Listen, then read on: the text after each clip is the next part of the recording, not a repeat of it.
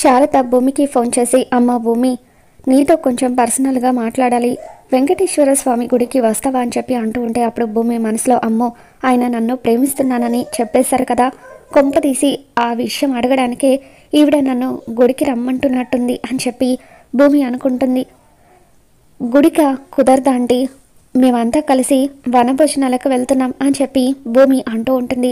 వనభోజనాలక ఎక్కడికమ్మా అని చెప్పి శారద అడగడంతో, ప్లేస్ ఇంకా డిసైడ్ అవ్వలేదంటీ అని చెప్పి భూమి సరే ఆంటీ ఉంటాను అంటూ ఇక ఫోన్ పెట్టేస్తుంది.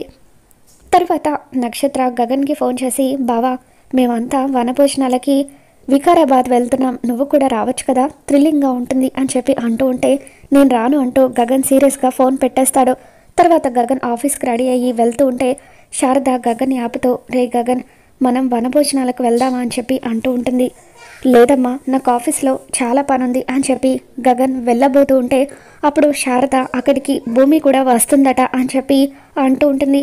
ఇక భూమి పేరు వినగానే గగన్ ఆగిపోయి భూమిని కలవడం కోసం అని చెప్పి వనభోజనాలకి వెళ్ళాలని నిర్ణయించుకుంటాడు. మరి ఈ వీడియో మీకు నచ్చినట్లయితే తప్పకుండా లైక్ చేయండి.